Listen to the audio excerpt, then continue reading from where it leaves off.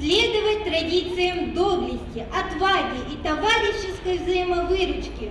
Клянусь! Клянусь! Клятву Отечеству, юноармейскому братству и, самое главное, самому себе быть готовым в любую секунду стать на защиту своей родины. Этим школьникам всего по 9-10 лет, однако они хорошо понимают, насколько это важный и ответственный шаг в их жизни, поэтому и стихи читают с таким же рвением. Снаряды не рвутся, не стонет земля, и танков не будет, пробита броня. Мы в мирное время сегодня живем, не прячемся мы под прицельным огнем. Краповые береты и стойка смирно – все самое главное для посвящения готово. Эти ребята лучшие из лучших, и главные принципы они давно усвоили. Но причины для вступления в ряды военно-патриотического движения у всех разные. Я очень хотела стать юноармейцем. А почему?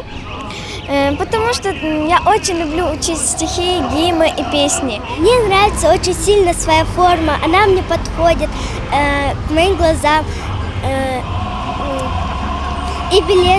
И билетка, и юбка такая красивая. И я хочу участвовать в празднике юноармейцев. А что тебе больше всего нравится в этом празднике?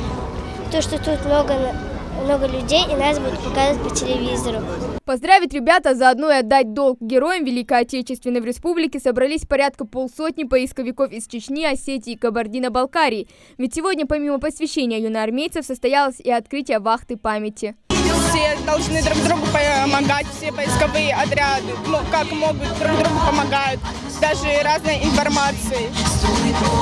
То есть здесь так же, как и на войне, нет различия от разных наций. Мы единое целое. Вступить в ряды юноармии для каждого из этих ребят значит прежде всего воспитать в себе стойкий характер, набраться профессиональных навыков и лидерских качеств. Вы знаете, из-за менталитета были немножко недовольства, что вот именно брюки только используются. Мы теперь официально получили разрешение на использование юбок. Вот у нас сегодня были такие красавицы. Это было посвящение юноармейского отряда. Мы дали ему название «Малгобек». Это, конечно, не оригинально, но все-таки мы город воинской славы, и у нас должен быть юноармейский отряд с таким названием. А вот Ахмед Горакоев уже как 6 месяцев носит почетное звание юноармейца. Да только из-за пандемии коронавируса официального посвящения у него не было. Однако за полгода кропотливой работы смог для себя осознать, кто такой настоящий юноармеец. Играл юноармеец. Эздо долж, я йолж дину долж холвес. Бака чарцани эздо долж, амахшан эмерз волже. Шихудеш долж. Шикянер хадеш. Голгай. Там сиги. Как сиги долж холвес юноармеец.